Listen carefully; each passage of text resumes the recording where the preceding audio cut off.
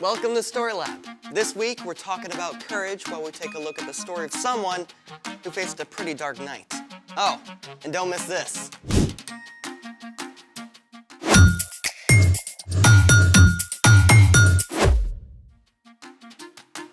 Hey, I'm Amaya. And I'm Zeke. And we're talking about courage. That's being brave enough to do what you should do, even when you're afraid. Even when something unexpected happens. Unexpected? How do you feel about the dark? A little nervous. I mean, I can't see. Can we please have the lights back? Hey! Lots of people don't like the dark. So I thought we could try something to make dark fun. Oh, laser tag. Pew, pew, pew, pew, pew. Or something kids can try at home. Flashlight tag? Pew, pew, pew. Or go in the dark slime. Oh, I've never made slime. Me neither. Alrighty then, let's make it. Okay, what do we use for this experiment? All right, so we have clear school glue, water, baking soda, and glow powder. First, we put in the glue.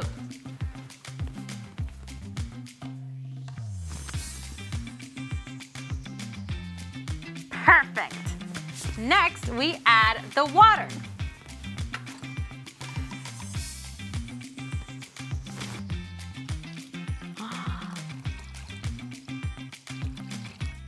Yes. Next, baking soda.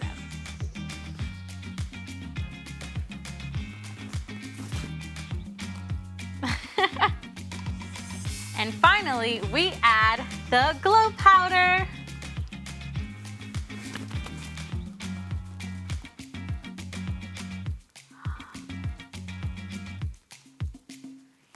So pretty. And now we stir. And make sure you stir really good. Come on, Zeke, put some muscle in it.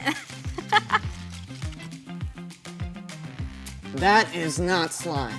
Not yet, because we still need slime activator. Saline. My mom uses that to clean her contact lenses.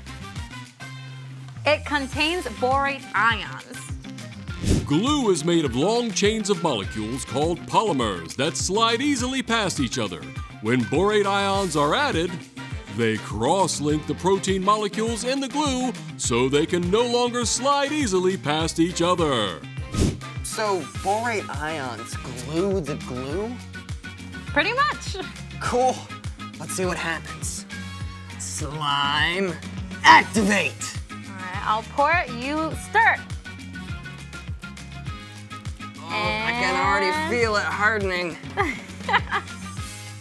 So disgusting and weirdly satisfying. I know, right? Get the lights. Whoa. Look at it glow. That is so cool. Oh, I want some. it's all slimy. Oh. So cool. Oh, it's everywhere. Snot in my hands. Oh. I'm getting all of it. No. Woo! Ah! Okay, the dark can be pretty fun. Yes, unless you're joined in the dark by extra big, hungry cats. Is that a spoiler? Yes, it's time for... The story before the story. Today, we're in book 27 of the Old Testament, Daniel. God had promised to bless the whole world through Abraham's family, the Israelites. God delivered them from slavery and led them to freedom in the land of Canaan. God gave the Israelites kings to lead them, but while some kings like David listened to God, many of the kings ignored God.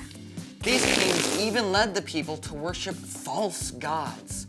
And at last, God allowed the Israelites to be conquered by foreign nations. Yeah, some of the Israelites were even marched off as captives to Babylon. But one of these captives, a man named Daniel, still loved God and prayed to God every day.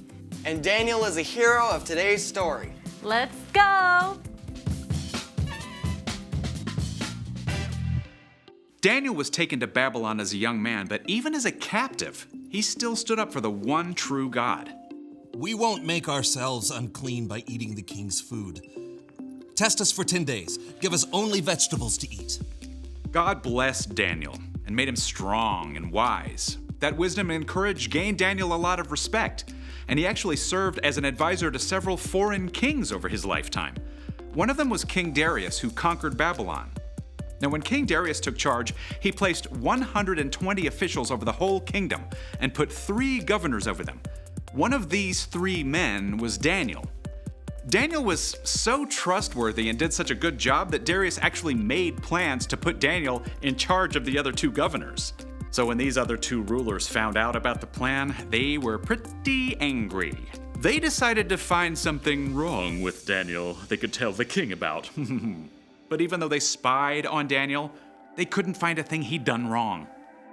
Not one single lie! But Daniel does have this thing about praying to his God. 3 times a day like clockwork. The jealous governors and officials perfected a sneaky plan and took it to King Darius. King Darius, may you live forever. You're so incredibly amazing. We think you should make a special command. What is it? For the next 30 days, no one in the whole kingdom can pray to anyone but you. I like it.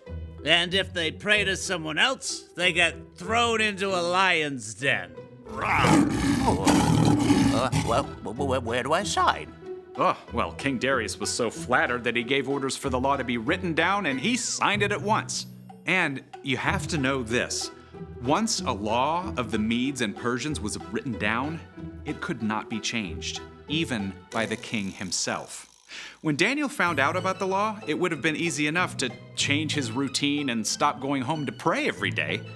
But Daniel's love for God was greater than his fear of lions.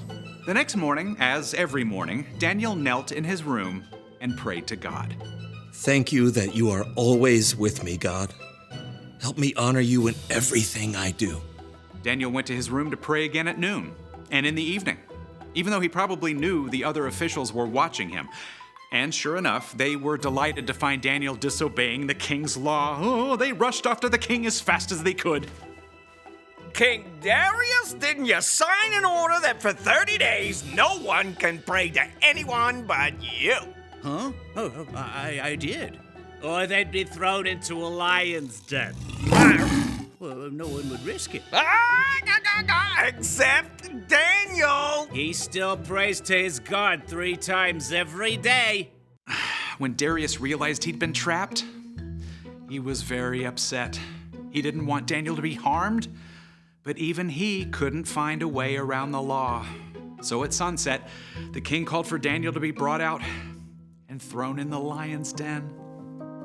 Daniel, you always serve your God faithfully, so may he save you. Then Daniel was shoved into the dark den, and a stone was placed over the entrance. Now, we don't know exactly what Daniel felt alone in that deep, dark place with prowling lions. But in the palace, the king was so sick with fear he couldn't sleep. As soon as the sun rose, he hurried back to the lion's den. Daniel, you serve the living God. Has he been able to save you from the lion? Morning sunlight revealed Daniel with the powerful lions curled up around him, tame as house cats. My God sent his angel to shut the mouths of the lions. They haven't hurt me at all. Oh, lift him out of the den at once. Daniel was completely unharmed. The king was so amazed that he wrote a letter to everyone in the kingdom. I order people in every part of my kingdom to respect and honor Daniel's God. He is the living God. He has saved Daniel from the power of the lions. Daniel continued to serve the king, and because of Daniel's courage, every person in the land heard about the one true God. The end. A whole den full of lions. Daniel must have been so scared. Oh, for sure, but he could look back on the times that God had helped him. He trusted God to be with him no matter what. So, what's our part in this story? Well, okay, maybe your mom told you to take the trash to the curb hours ago, but you forgot and now it's dark. It might be tempting to just skip it, but you can trust God to be with you while you do it. Or maybe you have to give a book report in front of the whole class and it's your first time, so you're super nervous. It would be easy to just tell the teacher you lost your voice and can't quite do it. Yeah, but truth is, you can trust that God is with you even in front of the class. Yeah, God knows we all struggle with fear sometimes. That's one of the reasons God gave us Jesus. When we believe in Jesus and follow him, we have God's Spirit to help us face anything that comes our way, from a book report to a barking dog to a mean kid. I think we've got it. Thank you, Brian. See you next time. So here's the thing. You can do what you should because God is with you. Too bad Daniel didn't have this stuff to glow in the lion's den. Yeah, I don't think you can ever get that out of big cat fur. I don't think I'm ever gonna get it off my hands. Thanks for joining us in the Story Lab. See you next time.